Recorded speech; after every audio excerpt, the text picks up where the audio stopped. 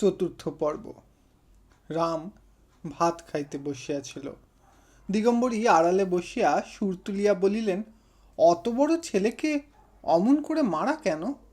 ওর বড় ভাই কোনোদিন গায়ে হাত তোলে না। নেত্য কাজ করিতে করিতে বলিল, তুমি কম নাও দিদিমা, তুমি তো ওসব কথা মাকে এসে লাগাও। সে রাত্রে অত মার তাহার মোটেই ভালো লাগে নাই। রাম শুনিয়া চোখ পাকাইয়া বলিল, ডাইনি বুড়ি আমাদের সব খেতে এসেছে। দিগম্বরী চেঁচাইয়া উঠিলেন, নারায়ণী, শুনে যা তোর দেওরের কথা।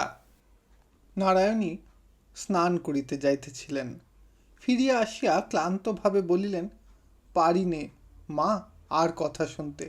সত্যি বলছি নেত্য, মরণ হলে আমার হাড় জুড়োয়, আর সহ্য হচ্ছে না। ওরে ও বাঁদর, এখনো তোর পিঠের দাগ বিনয়নি, এর মধ্যেই সব ভুলে গেলি? রাম জবাব দিল না, ভাত খাইতে লাগিল। নারায়ণী আর কোনো কথা না বলিয়া স্নান করিতে চলিয়া গেলেন। উঠানের উপরেই একটা পিয়ারা গাছ ছিল। ভাত খাইয়া রাম তাহার উপর উঠিল এবং নির্বিচারে কাঁচা পাকা পিয়ারা চর্বণ করিতে লাগিল। কোনোটার কতকটা খাইল, কোনোটার একটু কামড়াইয়াই ফেলিয়া দিল। নিতান্ত কাঁচাগুলা নিরর্থক ছিঁড়িয়া এদিকে ওদিকে ছুঁড়িয়া ফেলিতে লাগিল। দেখিয়া দিগম্বরীর গা জ্বালা করিতে লাগিল। নারায়ণী বাড়িতে নাই। তিনি আর সহ্য করিতে না পারিয়া বলিলেন, তোমার জন্য তো বাছা পাকা পিয়ারা দাঁতে কাটবার জো নেই, কাঁচাগুলো নষ্ট করে কি হচ্ছে? রাম কোনোদিনই তাহার কথা সহিতে পারিত না। বিশেষ এইমাত্র নেত্তর কাছে মার খাইবার কারণ জানিতে পারিয়া রাগে ফুলিতেছিল। গাছের উপর হইতে চেঁচাইয়া বলিল, বেশ করছি বুড়ি। এই বিশেষণটা দিগম্বরী সবচেয়ে অপছন্দ করিতেন। মুখ বিকৃত করিয়া বলিলেন, বুড়ি বেশ করছ? আচ্ছা, আসুক সে। যেমন কুকুর তেমনই মুগুর হওয়া চাইতো। কি বেহায়া ছেলে বাবা, মার খেয়ে পিঠের চামড়া উঠে গেল, তবু লজ্জা হলো না? রাম উপর হইতে বলিল, ডাইনি বুড়ি। ডাইনি বুড়ি? যত বড় মুখ নয় তত বড় কথা। পাজি হারামজাদা, নাব বলছি। রাম বলিল, নাববো কেন? তোমার বাবার গাছ? দিগম্বরী খেপিয়া উঠিলেন, চিৎকার করিয়া বলিলেন, হ্যাঁ, বাপ তুললি? শুনলি নেত্য, শুনলি? ঠিক এই সময় নারায়ণী ঘাট হইতে আসিয়া পড়িলেন। গাছের উপর দৃষ্টি পড়িতেই বলিলেন, ভাত খেয়ে স্কুলে গেলি নে, গাছে চড়েছিস যে? রাম ভাবিয়া রাখিয়াছিল, গাছের উপর হইতে দূরে বৌদিকে আসিতে দেখিয়াই সে নামিয়া পলাইবে, কিন্তু ঝগড়ায় ব্যস্ত থাকায় পথের দিকে নজর করে নাই। বৌদিদি একেবারে উঠানে আসিয়া দাঁড়াইয়াছেন। সে ভয় বলিল, পিয়ারা খাচ্ছি। তা তো খাচ্ছিস, স্কুলে গেলি নে? নারায়ণী জিজ্ঞাসা করিল। রাম কহিল, আমার পেট কামড়াচ্ছে যে। নারায়ণী জ্বলিয়া উঠিয়া বলিলেন, তাই ভাত খেয়ে উঠে কাঁচা পিয়ারা চিবোচ্ছ? দিগম্বরী মেয়ের গলা শুনিয়া ছুটিয়া আসিয়া বলিলেন, হারামজাদা ছোঁড়া আমার বাপ তোলে, বলে নাববো কেন, তোমার বাপের গাছ? নারায়ণী চোখ তুলিয়া বলিলেন, বলেছিস? রাম চোখ মুখ কুঞ্চিত করিয়া বলিল, না বৌদি, বলিনি। দিগম্বরী চেঁচাইয়া উঠিলেন, বলিসনি হারামজাদা? নেত্য সাক্ষী আছে। তারপর মুখ বিকৃত করিয়া সানুনাসিক সুর করিয়া বলিতে লাগিলেন, সেদিন যখন বেতের উপর বেত পড়েছিল তখন আর করব না বৌদি, পায়ে পড়ি বৌদি, মরে গেলুম বৌদি, চেপে ধরলে চিঁচি করো আর ছেড়ে দিলে লাফ মারো, হারাম জাদা। রাম আর সহ্য করিতে পারিল না। তাহার হাতে একটা বড় কাঁচা পেয়ারা ছিল, ধাঁ করিয়া ছুঁড়িয়া মারিয়া দিল। সেটা দিগম্বরীকে স্পর্শ করিল না, নারায়ণীর ডান ভ্রুর উপরে গিয়া সজোরে আঘাত করিল। এক মুহূর্তের জন্য চোখে অন্ধকার দেখিয়া তিনি সেইখানেই বসিয়া পড়িলেন। দিগম্বরী ভয়ঙ্কর চেঁচামেচি করিয়া উঠিলেন। নেত্য কাছ ফেলিয়া ছুটিয়া আসিল। রাম গাছ হইতে লাফাইয়া পড়িয়া ঊর্ধ্বশ্বাসে দৌড় মারিল। দুপুরবেলা শ্যামলাল স্নানাহার করিতে আসিয়া দেখিলেন বিষম কাণ্ড। নারায়ণী নির্জীবের মতো বিছানায় পড়িয়া আছেন। তাহার ডান চোখ ফুলিয়া ঢাকিয়া গিয়াছে। তাহার উপর ভিজা ন্যাকড়ার পটি বাঁধিয়া নেত্য পাখা লইয়া বাতাস করিতেছে। দিগম্বরী আজ আর আড়ালে গেলেন না। সামনেই চিৎকার করিয়া কাঁদিয়া বলিলেন, রাম মেরে ফেলেছে নারায়ণীকে। শ্যামলাল চমকাইয়া উঠিলেন। কাছে আসিয়া আঘাত পরীক্ষা করিয়া দেখিয়া কঠিনভাবে স্ত্রীকে বলিলেন, আজ তোমাকে আমি দিব্যি দিচ্ছি, যদি ওকে খেতে দাও, যদি কোনোদিন কথা কও, যদি কোনো কথায় থাকো, সেই দিনে যেন তুমি আমার মাথা খাও। নারায়ণী শিহরিয়া উঠিয়া বলিলেন, চুপ করো, চুপ করো, ও কথা মুখে এনো না। শ্যামলাল বলিলেন, আমার এত বড় দিব্যি যদি না মানো, সেই দিনে যেন তোমাকে আমার মরা মুখ দেখতে হয়। বলিয়া ডাক্তার ডাকিয়া আনিতে নিজেই চলিয়া গেলেন।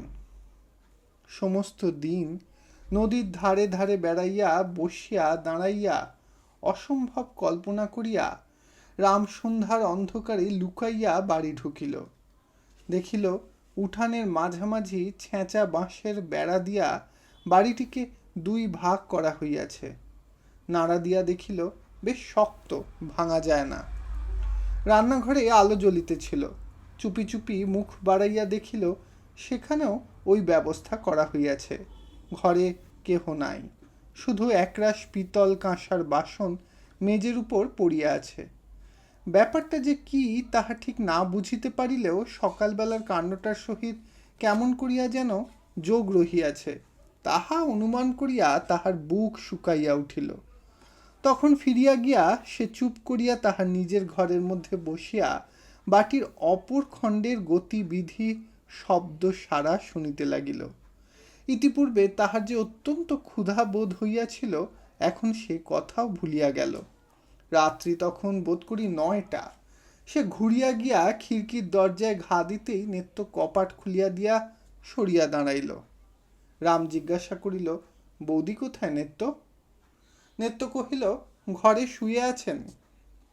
রাম ঘরে ঢুকিয়া দেখিল বৌদি খাটের উপর শুইয়া আছেন এবং নিচে মাদুর পাতিয়া দিগম্বরী ছোট মেয়েটিকে লইয়া বসিয়া আছেন। গোবিন্দ খেলা করিতেছিল। ছুটি আসিয়া কাকার হাত ধরিয়া ঝুলিতে ঝুলিতে বলিয়া দিল, কাকা তোমার বাড়ি ওদিকে, এদিকে আমাদের বাড়ি। বাবা বলেছে তুমি এ ঘরে ঢুকলে পা ভেঙে দেবে। রাম খাটের উপর নারায়ণীর পায়ের কাছে গিয়া বসিতেই তিনি পা সরাইয়া লইলেন। রাম চুপ করিয়া বসিয়া রহিল। দিগম্বরী তাহার ছোট মেয়েকে ঠেলা দিয়া বলিলেন, সুরো বল না তোর দাদাবাবু কি বলেছে ওকে? সুরধ্বনি মুখস্থর মতো গড় গড় করিয়া বলিয়া গেল, দাদাবাবু বলেছে তুমি এখানে এসো না, কাল সকালে সব। কি মা? দিগম্বরী বলিলেন, বিষয় সম্পত্তি। সুরধ্বনি বলিল, বিষয় সম্পত্তি কাল ভাগ বাটোরা করে দেবে। দিগম্বরী বলিলেন, দিব্যি দেবার কথাটা বল না, ন্যাকা মেয়ে। সুরধ্বনি বলিল, দাদাবাবু দিব্যি দিয়েছেন দিদিকে, খেতেও দেবে না, কথাও বলবে না, বললে দাদাবাবু। নারায়ণী বিছানার উপর হইতে ধমক দিয়া উঠিলেন, আচ্ছা হয়েছে হয়েছে, তুই চুপ কর। তখন দিগম্বরী বলিলেন, তা সত্যি বাছা, তুমি মানুষজনকে আতখুন করে ফেলবে, সে দিব্যি না দিয়ার করে কি? আমি তো বাপু কিছুতে তার দোষ দিতে পারবো না, তা যে যাই বলুক, এ বাড়িতে তোমার আসা যাওয়া খাওয়া দাওয়া আর চলবে না। ওকে স্বামীর মাথার দিব্যিটা তো মানতে হবে। সুরধ্বনি বলিল, মা ভাত দেবে চলো না। দিগম্বরী বিরক্ত হইয়া বলিলেন, সবুর করো বাছা। রাম তখনও বসিয়া আছে। এমন অবস্থায় ঘরে দৌড়ে আগুন ধরিয়া গেলেও তো তিনি উঠিতে পারেন না। রামের বুকের ভিতর চাপা কান্না মাথা খুঁড়িতে লাগিল। কিন্তু দিগম্বরীর সেই সকালবেলার খোনা কথার ভ্যাংচানি তাহার বুকের উপর পাথর চাপাইয়া পথ আটকাইয়া রাখিল। একবার সে কাঁদিতে পারিল না, একবার বলিতে পারিল না, আর করব না বৌদি। এই একটা কথা অনেক আপদে বিপদেই তাহাকে রক্ষা করিয়াছে। আজ তাহাই বলিতে না পাইয়া তাহার দম আটকাইয়া আসিতে লাগিল। এমন সময় নারায়ণী ক্লান্তভাবে বলিলেন, সুরো, যেতে বল ওকে। এবার সে কান্না চাপিয়া বলিয়া উঠিল, যেতে বল ওকে? আমার খিদে পায় না বুঝি? সেই তো কখন খেয়েছি। নারায়ণী একটু উত্তেজিত হইয়া বলিলেন, একেবারে খুন করে ফেলতে পারোনি? তাহলে 10 হাতে খেতে। আমি জানি নে, যা কো নেত্তর কাছে। সে কহিল, যাব না নেত্তর কাছে, আমি কারো কাছে যাব না, আমি না খেয়ে উপোস করে শুয়ে থাকব। বলিতে বলিতে রাম দুম দুম করিয়া পা ফেলিয়া বাড়ি ঘর কাঁপাইয়া নিজের ঘরে গিয়া শুইল। নেত্য কিছু খাবার আনিয়া বলিল, ছোটবাবু ওঠো, খাও। রাম লাফাইয়া গর্জন করিয়া উঠিল, দূর হ পোড়ার মুখী, দূর হ। নেত্য খাবার রাখিয়া চলিয়া গেল। রাম থালা গেলাস ঝনঝন করিয়া উঠানের উপর ছুঁড়িয়া ফেলিয়া দিল। সকালবেলা শ্যামলাল কাজে চলিয়া যাইবার পরে রাম নিজের উঠানে পায়চারি করিতে করিতে গর্জাইতে লাগিল, আমি দিব্যি মানি নে। ওহ, ভারী দিব্যি। ও কে যে দিব্যি দেয়? ও কি আমার আপনার দাদা? ও কেউ নয়, ওর কথা আমি মানি নে। আমি কি ওকে মেরেছি? বুড়ি ডাইনিকে মেরেছি। ও তো শুধু বৌদিকে লেগেছে। তবে ওরা কেন দিব্যি দিতে আসে? এ সকল কথার কেহই জবাব দিল না। খানিক পরে সে সুর বদলাইয়া বলিতে লাগিল, বেশ তো, ভালোই তো। নাই বা কথা কইলে, নাই বা খেতে দিলে। আমি মজা করে রাঁধব, ভাত ডাল, ভালো ভালো তরকারি, মাছ, একলা বেশ পেট ভরে খাবো। আমার কি হবে? এ কথারও কেহ জবাব দিল না। তখন সে রান্নাঘরে ঢুকিয়া ক্ষণ ক্ষণ ঝনঝন শব্দে থালা বাটি ঘটি নাড়িয়া চাড়িয়া কাজ করিতে লাগিল। হাঁক ডাক করিয়া ভোলাকে চাল ডাল ধুইয়া আনিতে, তরকারি কুটিতে আদেশ দিল। সমস্তই নেত্য রান্নাঘরে রাখিয়া গিয়াছিল। ভোলাকে হুকুম করিল, তুই আমার চাকর, ও বাড়ি যাস নে। ও বাড়ির কেউ যদি এদিকে আসে, তার পা ভেঙে দিবি, বুঝলি ভোলা? নেত্য আসুক একবার এদিকে। নারায়ণী রান্নাঘরের বারান্দায় চুপ করিয়া বসিয়া শুনিতে লাগিলেন। দিগম্বরী কৌতূহলী হইয়া মাঝে মাঝে বেড়ার ফাঁক দিয়া দেখিতেছিলেন। খানিক পরে বড় মেয়ের কাছে উঠিয়া আসিয়া হাসি চাপিয়া ফিসফিস করিয়া বলিতে লাগিলেন, আহা, বাছার কি বুদ্ধি! উনি আবার ভালো তরকারি রেঁধে খাবেন। একটা পেতলের হাঁড়িতে প্রায় 1 কাঠা চাল গলায় গলায় তুলে দিয়ে রান্না চড়িয়েছে, তাতে জল দিয়েছে 1 ফোঁটা। একজন খাবে তো রাঁধছে 10 জনের, তাই বা সেদ্ধ হবে কি করে? পুড়ে আংড়া উঠবে যে। ওই হাঁড়িতে কি অত চাল ধরে? না ওইটুকু জলের কর্ম? আবার রাঁধিয়ে বলে দিমাক আছে। রাঁধি বটে আমরা, কিন্তু দিমাক করতে জানি নে। ভাত রাঁধবো, তা এমন জল দেব আর দেখতে হবে না, চোখ বুজে সেদ্ধ হবে। কই রাঁধুক দেখি আমার সঙ্গে, লোকে খেয়ে কাঠটা ভালো বলে দেখি। নারায়ণী মুখ ফিরাইয়া রহিলেন। নেত্য কাছে ছিল। সে বলিল, দিদিমার এক কথা, ও কি কোনোদিন 1 ঘটি জল গড়িয়ে খেয়েছে যে আজ রেঁধে খাবে? সে অনেক দিনের দাসী, এসব ব্যাপার তাহার ভালো লাগিতেছিল না। মায়ের দেখা দেখি সুরধ্বনিও মাঝে মাঝে বেড়ার ফাঁক দিয়া দেখিতেছিল। ঘণ্টাখানেক পরে ছুটিয়া আসিয়া দিদির হাত ধরিয়া টানাটানি করিতে লাগিল। ও দিদি, দেখবে এসো, রামদাদা, মা গো, একেবারে কাঁচা ভাতগুলো শুধু খাচ্ছে। কিচ্ছু নেই দিদি, একেবারে শুধু ভাত। আচ্ছা দিদি, কাঁচা ভাতে পেট কামড়াবে না? নারায়ণী তাহার হাত ছুঁড়িয়া ফেলিয়া দিয়া উঠিয়া গিয়া বিছানার উপর শুইয়া পড়িলেন। সে যে কত দুঃখ, কত বড় ক্ষুধার তাড়নে এইগুলো খাইতে বসিয়াছে, সে কথা তাহার অগোচর রহিল না। দুপুরবেলা শ্যামলালের খাওয়া হইয়া গেল।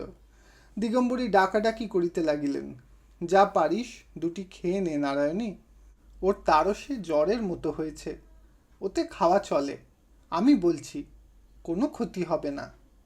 নারায়ণী মোটা চাদরটা আগা গোড়া মুড়ি দিয়া ভালো করিয়া শুইয়া বলিলেন, আমাকে বিরক্ত করো না মা, তোমরা খাও গে। দিগম্বরী বলিলেন, ভাত না খাস 2খানা রুটি করে দিই? না হয়।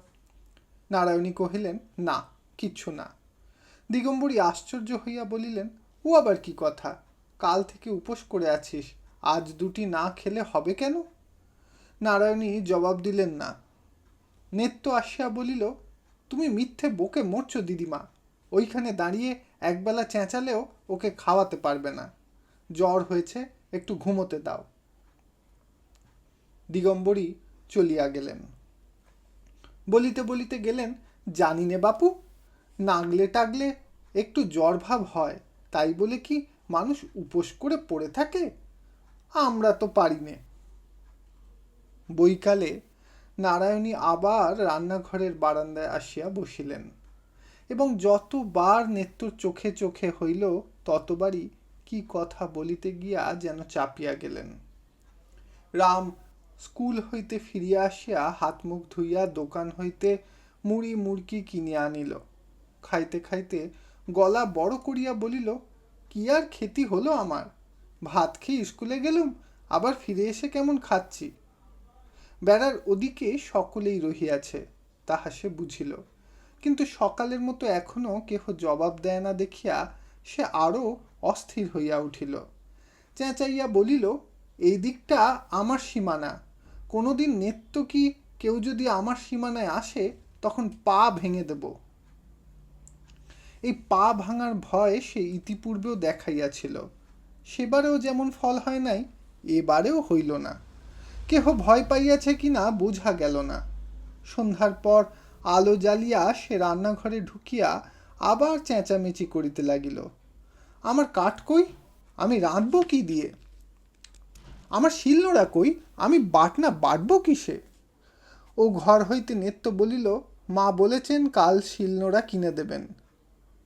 রাম কহিল, না, আমি কেনা শিলনোড়া চাইনে, বলিয়া সে কাঁদিয়া ঘর ছাড়িয়া চলিয়া গেল। খানিক পরে ফিরিয়া আসিয়া বলিল, কেন আমার গণেশকে ধরালে? কেন আমাকে খোনা খোনা করে ও বুড়ি ভেঙালে? বেশ করেছি গাল দিয়েছি, ও মরে আর জন্মে পেতনি হবে। দিগম্বরী চোখ কটমট করিয়া বলিলেন, শুনলি নারায়ণী, শুনলি? এ সমস্ত পায়ে পা তুলে দিয়ে ঝগড়া করা নয়।